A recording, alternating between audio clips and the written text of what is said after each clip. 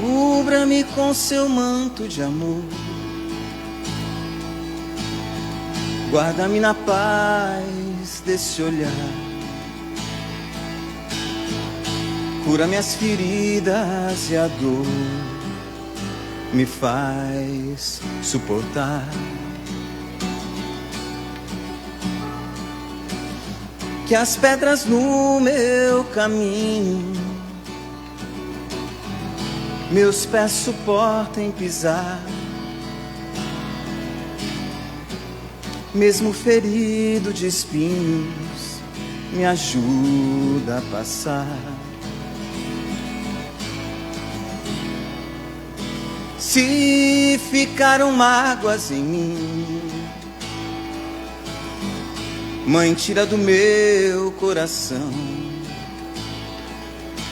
E aqueles que eu fiz sofrer, peço perdão. Se eu curvar meu corpo na dor, me alivia o peso da cruz. Interceda por mim, minha mãe, junto a Jesus.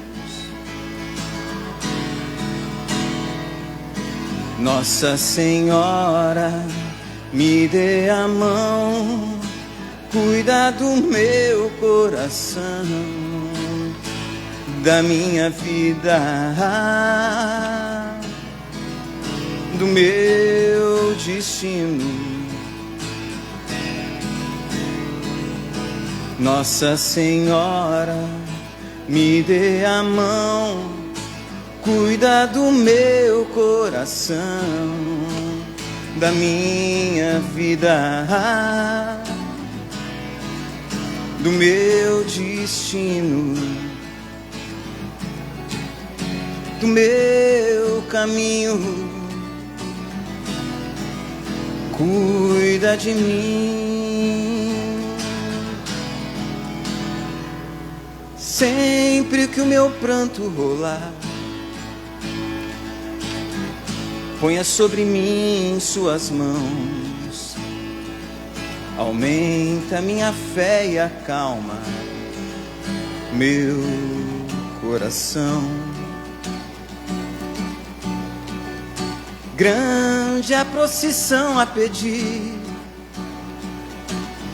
a misericórdia, o perdão, a cura do corpo e pra alma a salvação.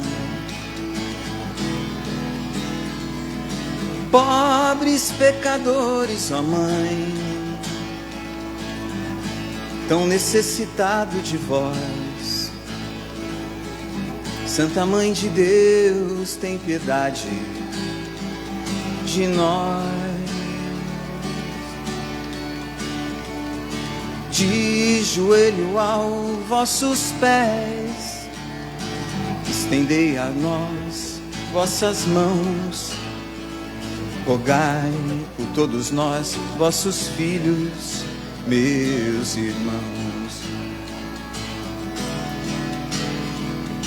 Nossa Senhora, me dê a mão, cuida do meu coração, da minha vida, do meu destino. Nossa Senhora, me dê a mão, cuida do meu coração, da minha vida, do meu destino, do meu caminho. Cuida de mim.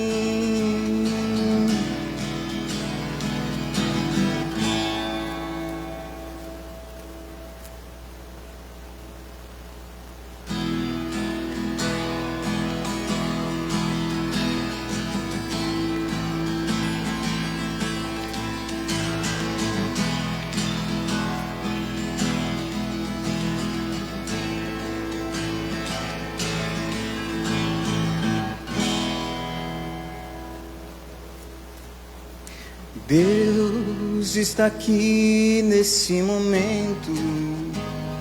Sua presença é real em meu viver.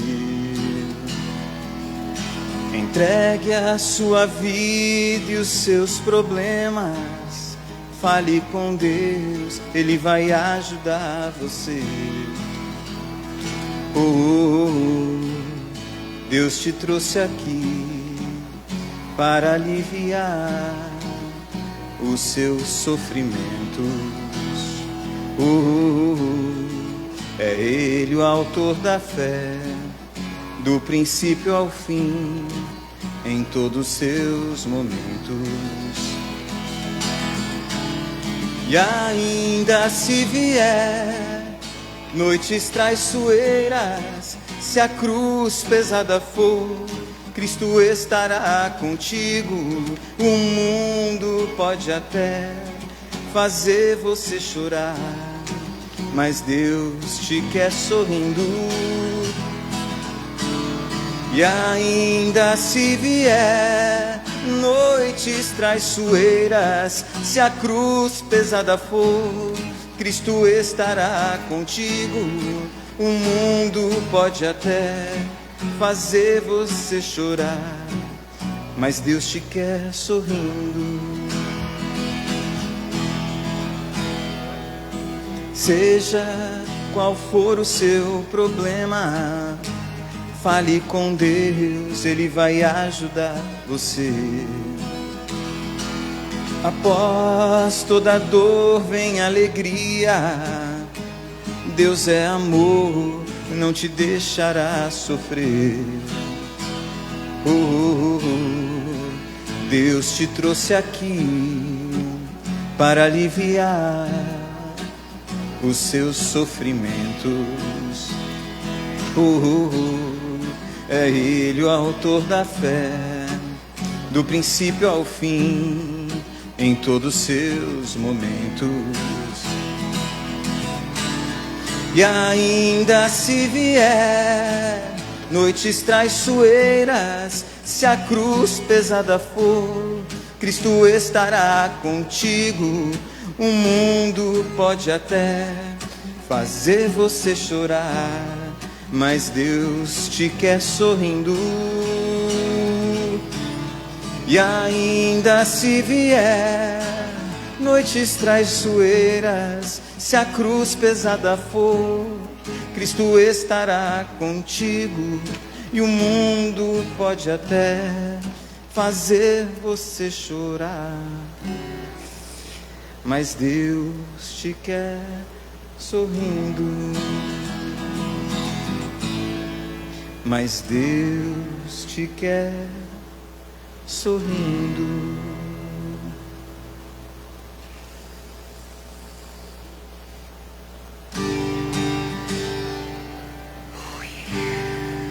Sonda-me, Senhor, e me conhece. Quebranta o meu coração. Transforma-me conforme a tua palavra. Enche-me até que em mim se ache sorte. Então usa-me, Senhor. Usa-me como um farol que brilha à noite, como ponte sobre as águas, como abrigo no deserto, como flecha que acerta o alvo. Eu quero ser usado da maneira que te agrade, em qualquer hora e em qualquer lugar. Eis aqui a minha vida, usa-me, Senhor, usa-me. Sonda-me, Senhor, e me conhece. Quebranta o meu coração. Transforma-me conforme a tua palavra. e enche-me até que em mim se ache só ti. Então usa-me, Senhor, usa-me como um farol que brilha à noite, como ponte sobre as águas, como abrigo no deserto, como flecha que acerta o alvo. Eu quero ser usado da maneira que te agrade, em qualquer hora e em qualquer lugar. Eis aqui a minha vida, usa-me, Senhor, usa-me, sonda-me, quebranta-me, transforma-me, enche-me, usa-me, Senhor,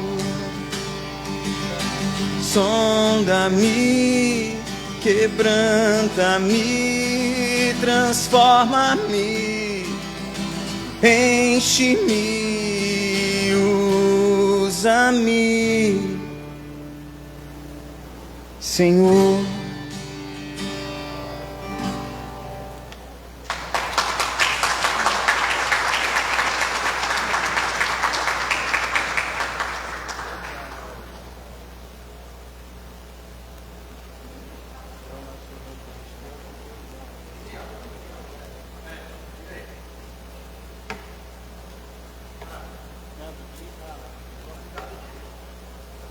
Quer pegar esse aqui? Só que abaixa esse aqui. Pega esse aqui,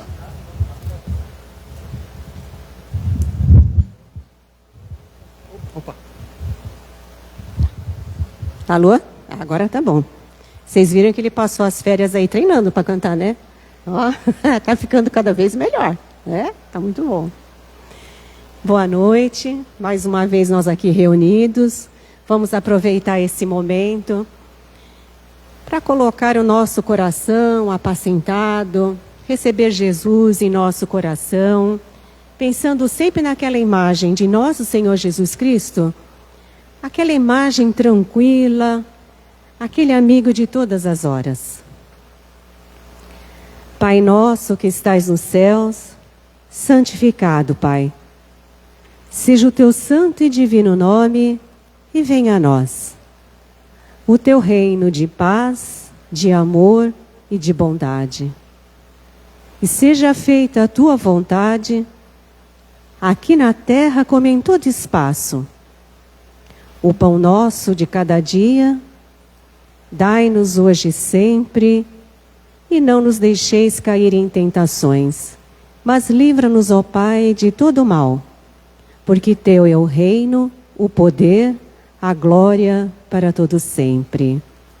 E a cada dia que se inicia, ó Jesus, fortalecidos no teu amor, que possamos sempre colocar o perdão em nossas ações diárias, como forma de reajuste às leis do Pai e ofertá-lo àqueles nossos irmãos que esperam pelo nosso perdão. Reconhecendo a nossa pequenez diante de Ti e o quanto ainda necessitamos do Teu amor, do Teu amparo e do perdão de todos aqueles que magoamos ou ofendemos. Obrigada, Pai. Obrigada, Mestre Jesus. Pedimos a proteção da corrente espiritual desta casa, da corrente espiritual de proteção externa, a corrente espiritual desse trabalho e de todos os mentores que se fazem presentes. Que possamos, em nome de nosso Senhor Jesus Cristo, fortalecermos as correntes do bem, que trabalhem em auxílio aos nossos irmãos encarnados e desencarnados. Graças a Deus e graças a Jesus. O palestrante da noite é o nosso irmão, Dr. Fernando Guimarães. Ele é um amigo da nossa casa, que está sempre nos prestigiando, com palestras tão diferentes, sempre traz o cunho, muitas vezes, de saúde, de espiritualidade e de ciência. Então aproveitemos esse momento para gravarmos no nosso espírito, para que um dia, quando nós venhamos a precisar, nós saibamos utilizá-lo. Uma boa noite a todos vocês. Pode pedir, pode.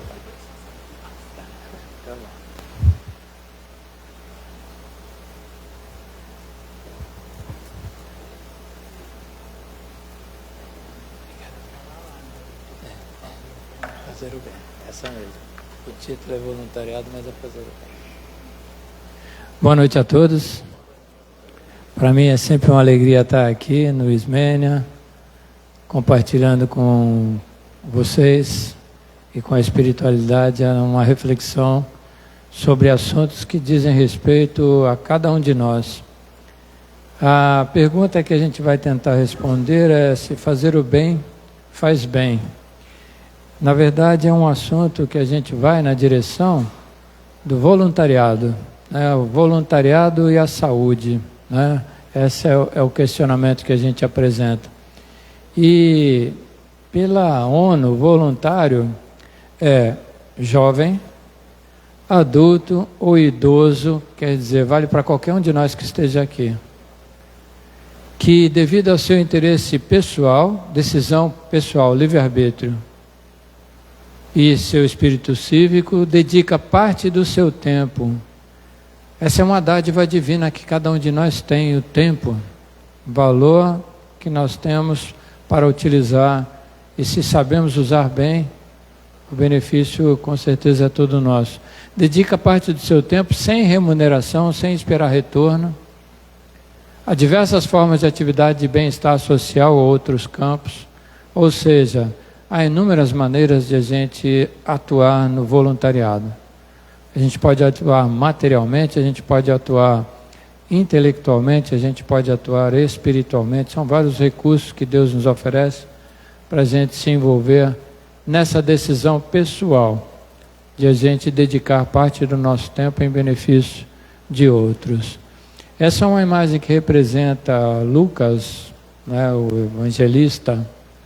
E o que é o responsável por um dos evangelhos do Novo Testamento, o Evangelho de Lucas, tem o de Marcos, tem o de Mateus, o Evangelho de Lucas, e que segundo nos conta Caibá Schutel, nesse livro Vida e Atos dos Apóstolos, tratando de um novo livro, um dos livros que a gente tem no Novo Testamento, que é o livro que tem o nome Atos dos Apóstolos, e que Caibá Schutel argumenta que foi escrito por Lucas, o mesmo do Evangelho de Lucas.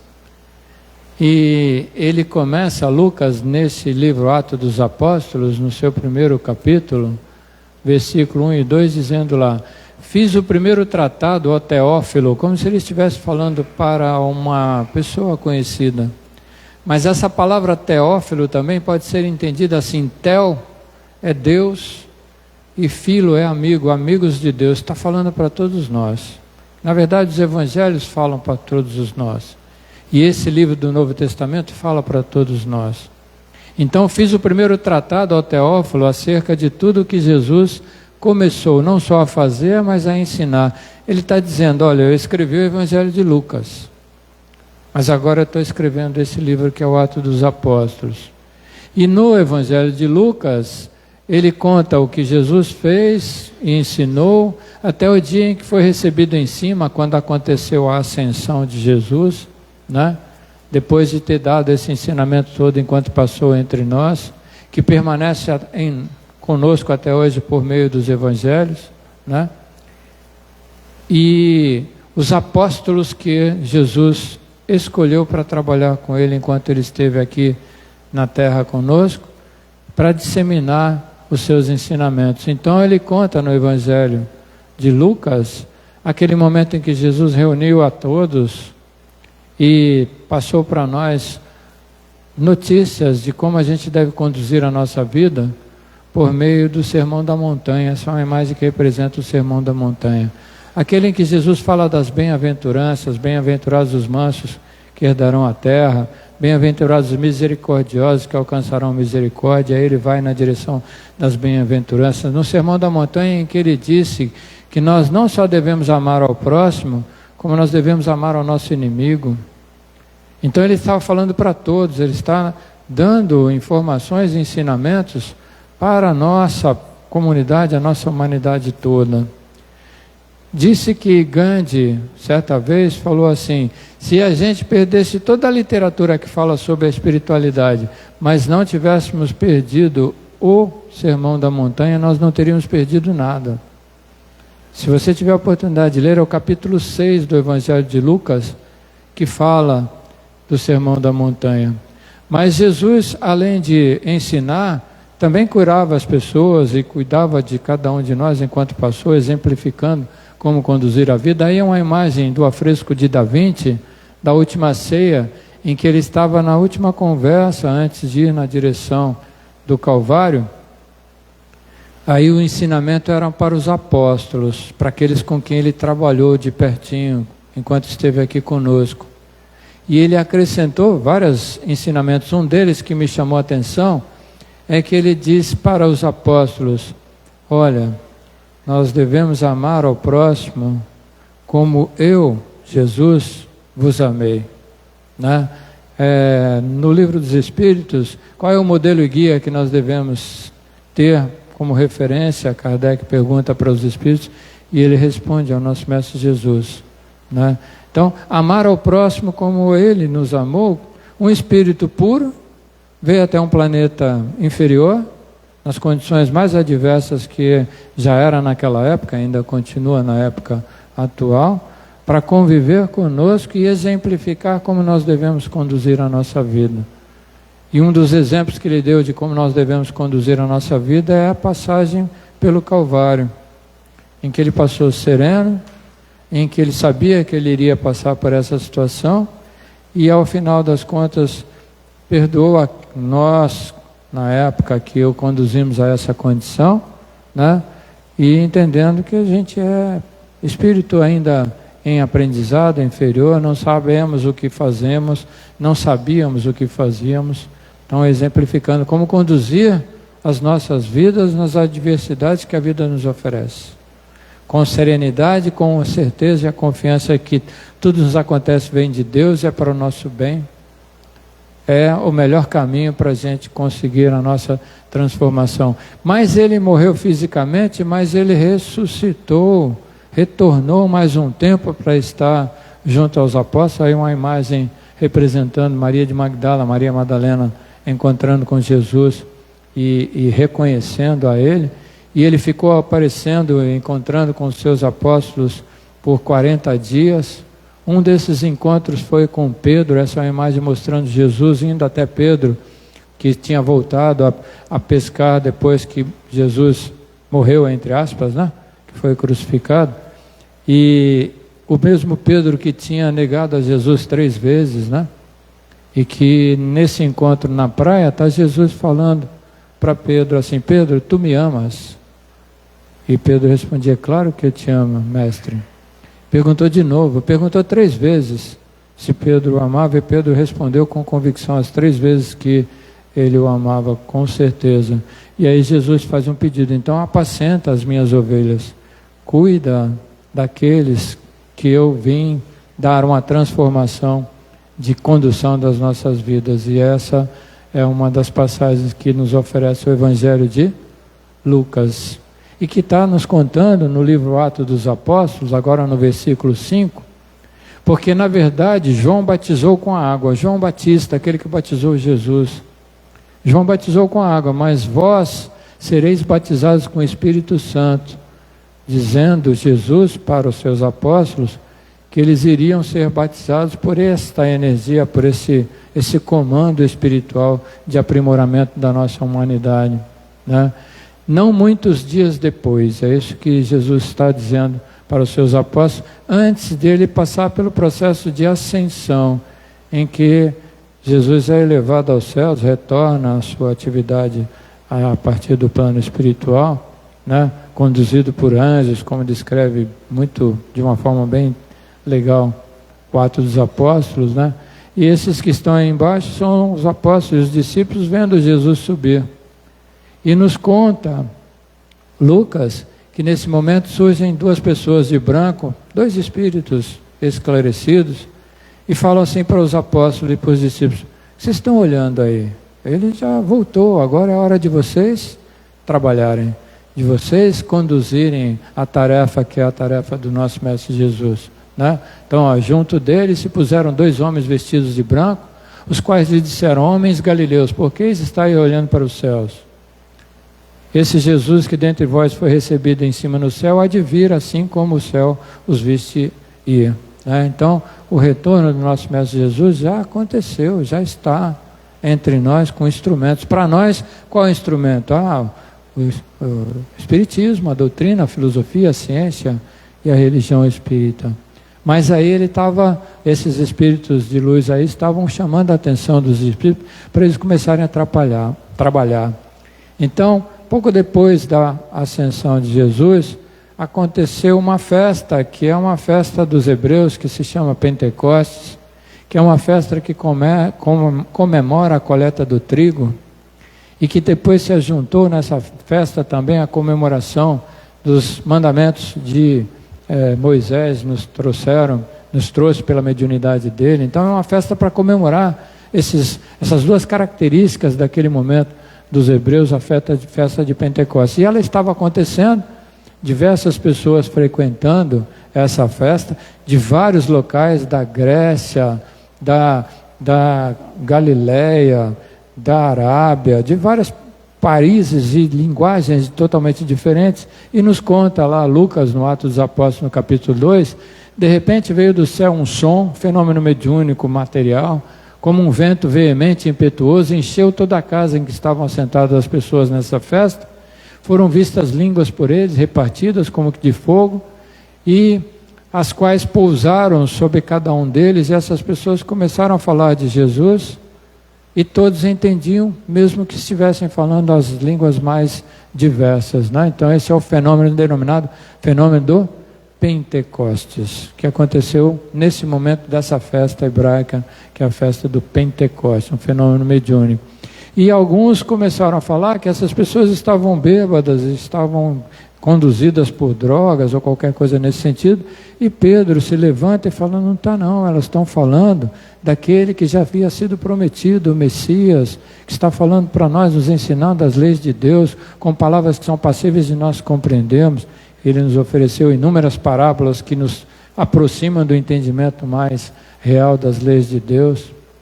Esse mesmo Pedro que junto com João, essa é uma imagem que representa Pedro e João indo ao templo, e quando eles estavam entrando no templo, isso também está contado lá no Atos dos Apóstolos, encontraram um que era manco de nascença, tinha uma limitação física de nascença, que colocavam ele na frente do templo, e ele ficava lá pedindo esmola.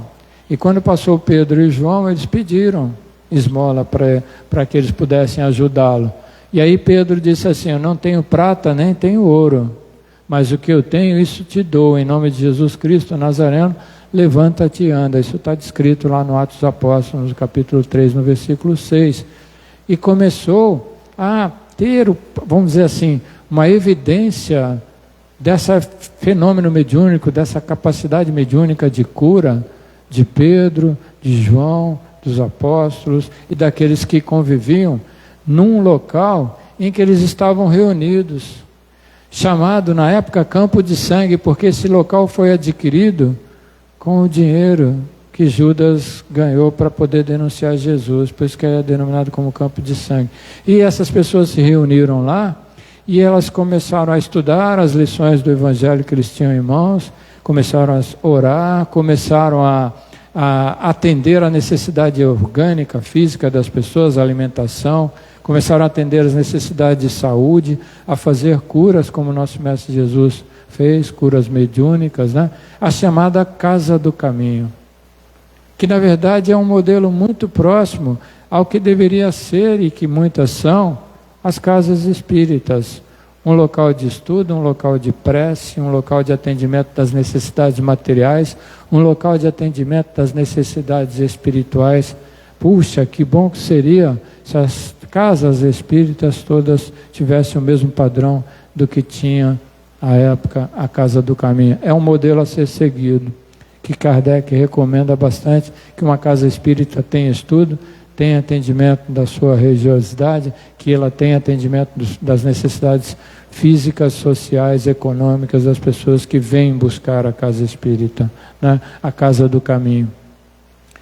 No Evangelho segundo o Espiritismo, no capítulo 15, que tem por título Fora da caridade não há salvação, a estrutura do Evangelho é mais ou menos assim, do Evangelho segundo o Espiritismo. Uma passagem do Evangelho, de alguns dos Evangelhos, uma argumentação do Kardec e depois mensagem de algum espírito para poder aprimorar a lição que nos oferece. Então, fora da caridade não há salvação, a instrução dos espíritos que tem esse título, fora da caridade não há salvação, quem deu essa mensagem foi Paulo, o apóstolo dos gentios, aquele que foi Saulo, que encontrou Jesus na estrada de Damasco, porque estava indo para persegui-lo, que depois virou um apóstolo dos gentios e disseminou as lições do Mestre Jesus em várias regiões além da Galileia.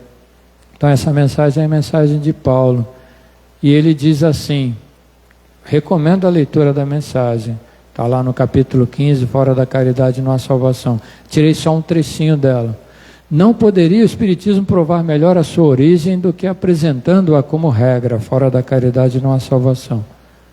Por isso que é um reflexo do mais puro cristianismo, levando-a por guia, nunca o homem se transviará. Né? Então, disse que o Espiritismo é o Cristo Consolador, Consolador prometido. Disse que o Espiritismo é o cristianismo redivivo, é retomar o cristianismo primitivo, dos valores, da palavra que se transforma em ação. Né? Então, por isso a bandeira do Espiritismo é fora da caridade não há salvação. E Chico Xavier, falando sobre esse assunto, tem uma frase assim muito sólida, muito impactante, que é assim: se Allan Kardec tivesse escrito fora do Espiritismo não há salvação, eu teria ido por outro caminho. Graças a Deus que ele escreveu fora da caridade, ou seja, fora do amor, porque a origem da palavra caridade na língua original pode ser também entendida como amor, né? Então, fora da caridade não há salvação, fora do amor não há salvação. Pedro, sabe o Pedro, aquele que Jesus pediu para apacentar as ovelhas, diz que o amor cobre uma multidão de pecados, né? Então esta prática do bem o voluntariado nos oferece, a oportunidade de nós praticarmos o bem em benefício de outro, como a gente viu na definição, né? Um jovem, um adulto, um idoso, qualquer um tem oportunidade, por decisão pessoal, de dedicar parte do seu tempo em benefício de outro, né? Então o voluntariado nos oferece essa condição. Voluntariado é fazer o bem, é dedicar o seu tempo em benefício de outro, é fazer o bem. E aí vem a pergunta: fazer o bem faz bem para a saúde? Não há dúvida que fazer o bem faz bem para aquele que a gente está atendendo, mas a pergunta é: faz bem para nós? Faz bem para a nossa saúde? Essa é a pergunta. E aí, é um artigo científico, denominado assim uma revisão sistemática. Os autores desse artigo pegam tudo que tem escrito na literatura, comparando idosos que se envolvem no voluntariado com idosos que não se envolvem no voluntariado, e fazem uma análise de comparação na saúde mental e física desses que estão envolvidos no voluntariado e desses que não estão envolvidos no voluntariado. E aí escreve um artigo descrevendo o que eles escolheram de resultado. A palavra é diminuição de uma série de coisas. Diminuir a mortalidade, aqueles que estão envolvidos, idosos, né, o trabalho deles, envolvidos em voluntariado, tem uma incidência menor de mortalidade. Bom, então já está aí o convite, né? Quer viver bem, mais tempo, mais prolongado? Se envolva no voluntariado, que você está tendo uma chance estatística de viver mais, né? Eles também fazem uma interpretação em relação a desabilidade funcional, atividades de vida diária, sabe? Levantar, conseguir fazer as suas atividades tomar banho, arrumar a casa, se alimentar adequadamente, caminhar com segurança. Então, os idosos envolvidos com voluntariado têm uma menor incidência de disfunções de atividade de vida diária. É um convite que nos faz essa pesquisa. Diminui a ocorrência de doenças cardiovasculares, hipertensão, doenças coronarianas. Diminui a necessidade de visitas ao médico. Diminui, quando há necessidade de internação, o tempo de internação. Por exemplo, puxa, eu não posso ficar muito longe do centro, eles vão precisar de mim lá. Eu preciso melhorar logo para poder voltar a ter as atividades que eu tinha para ajudar pessoas, porque aquilo me dá uma satisfação muito grande. Então, isso é a estatística nos mostrando que fazer o bem para o próximo, o maior beneficiado é, sem dúvida, você mesmo. Diminui a depressão, estados depressivos. Então, faz bem à saúde, de acordo com esses autores. Um outro trabalho, também de 2020, eles analisaram essa intenção da pessoa se envolver no voluntariado, ou estar envolvida no voluntariado, com uma coisa que se chama neuroticismo, que não é uma neurose, é um estado de espírito. Neuroticismo é a tendência a longo prazo de estar num estado emocional negativo, ansioso. Não é uma condição médica, mas é um traço de personalidade, né? Então, eles analisam esse neuroticismo e o voluntariado. Então, quem tem esse traço de personalidade tende a estados de humor mais depressivos, sofrem sentimentos como culpa, inveja, raiva, ansiedade com mais frequência e gravidade do que os indivíduos em geral. Isso coloca numa condição vulnerável. Então, esses indivíduos, em geral, tendem a se envolver menos com o voluntariado, né? E o neuroticismo se associa mais à frequência de doenças. Aqueles que se envolvem no voluntariado têm desfechos melhores da saúde, como a gente viu, e conseguem sair desse traço de personalidade, mudar um pouco o seu jeito de ser, porque começa a perceber resultados naqueles que está ajudando, e esse benefício que ele traz para o outro traz para ele um significado diferente da vida, né?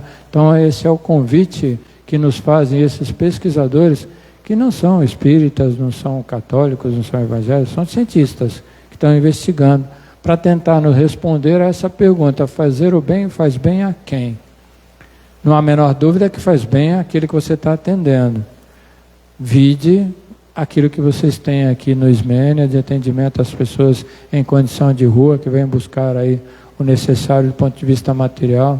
Ouvide aqueles que coordenam os trabalhos de estudo aqui para um entendimento melhor das lições da doutrina da filosofia espírita. Ouvide aquele que participa de um grupo de oração em benefício daqueles que estão em hospital, e assim a gente pode encontrar uma infinidade de condições que a gente pode oferecer de amparo e de ajuda ao próximo, que a gente vai trazer o bem para ele, mas o maior beneficiado, não há a menor dúvida, que seremos nós mesmos. E aí agora vem um convite. 19 a 21 de junho, nós estamos falando daquele feriado do Corpus Christi. Em São Paulo, vai ser em São Paulo, bem pertinho de nós. Um congresso médico espírita que acontece a cada 2 anos, e esse ano agora de 2025 vai acontecer em São Paulo.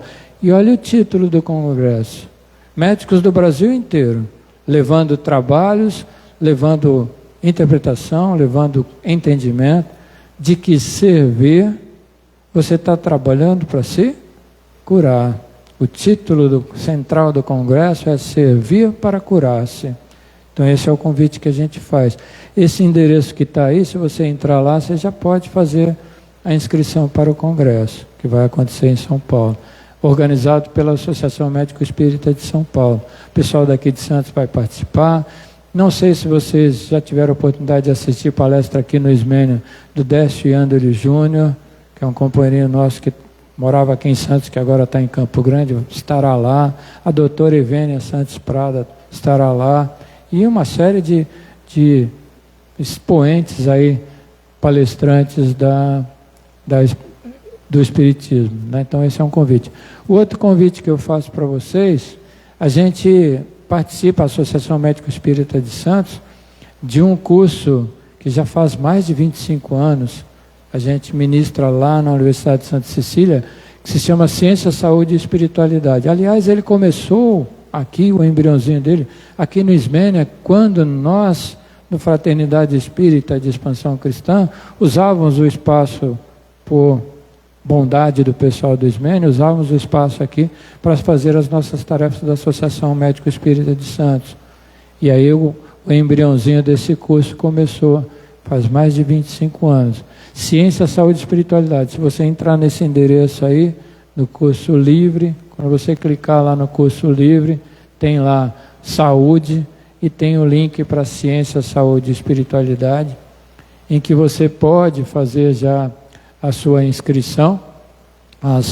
O curso acontece na Universidade de Santa Cecília, aos sábados, sábado à tarde, das 12h30 às 5h. Dá para fazer ele também online. Então, tipo, tá chovendo para caramba, hoje eu não vou conseguir ir lá. Mas o pessoal vai dar o curso e vai estar disponível pela plataforma chamada plataforma Teams. Então, dá para fazer presencial, como dá para fazer híbrido, as duas coisas. Ou dá para fazer também só à distância, né? Então, esse curso, você já tem as matrículas abertas já. Se você clicar nesse link aí de faça a sua matrícula, fazendo esse caminho, ou ligando nesse telefone que está lá com o telefoninho verde lá, que é um WhatsApp, mandando uma mensagem para o WhatsApp. E o que esse curso fala? Ele aprofunda temas como esse que a gente está falando aqui hoje. Voluntariado e cuidado da saúde. Fala também da prece, fala também da imposição de mãos, do passe, fala também do entendimento da nossa estrutura multidimensional, fala também da importância de nós entendermos o que significa a fé, o quanto a fé pode transformar a nossa vida sob o ponto de vista de amenizar as nossas dificuldades, amenizar os nossos sofrimentos, quebrar a nossa ansiedade, tirar a gente da situação de tristeza, né? Então, é um convite que a gente faz. Então, voluntariado é uma decisão pessoal, é uma decisão livre-arbítrio, mas não perca oportunidades, não perca oportunidades. Fazer o bem é o nosso alimento espiritual. E faz bem à saúde física, faz bem à saúde espiritual. A gente muda as nossas companhias, o nosso entorno. A gente é melhor amparado, porque estamos no benefício do outro. Aí trabalha para você o seu anjinho da guarda e o anjinho da guarda daquele que está dependendo de ti, que vai, por merecimento dele, também te ajudar para que você tenha sucesso na sua intenção de ajudar. Então, fazer o bem faz bem à saúde, né? Olha, veja como é interessante. No Evangelho de Mateus, Jesus falando: não será assim entre vós, mas todo aquele que quiser entre vós fazer-se grande, seja vosso serviçal. Quando é que ele falou isso aí? Ele falou isso quando ele estava na última ceia, falando com os seus apóstolos. E esse é o único momento que eu identifiquei assim no Evangelho, em que Jesus falou assim: eu sou mestre. Assumiu a grandeza dele, porque até então ele evitava de tocar nesse assunto, mas nesse momento ele falou: sou mestre, sou mesmo, né? E o que ele fez nesse momento em que ele está dando essa lição aí? Se você quer ser o maior, seja um serviçal, sirva aos outros. O que ele fez? Ele foi lá e lavou os pés de cada um dos seus apóstolos. Tanto é que Pedro, né, todo invocadinho, não quis deixar. Ele falou: Pedro, eu preciso fazer isso para você, porque a base, pés são as nossas bases, a base tem que estar sempre limpa. E onde a gente busca uma boa base? Nesse exemplo do nosso Mestre Jesus, servir. Como a gente viu no título do congresso, servir para curar-se. Como a gente viu, fora da caridade não há salvação, fora do amor não há salvação. João, evangelista, falando sobre o que é Deus. Deus é amor. E amar ao próximo, não só como a si mesmo, que é um pouco mais assim, padrão nosso egoísta, né? Mas amar ao próximo no mesmo padrão que amou o nosso Mestre Jesus. Sabe aquela história?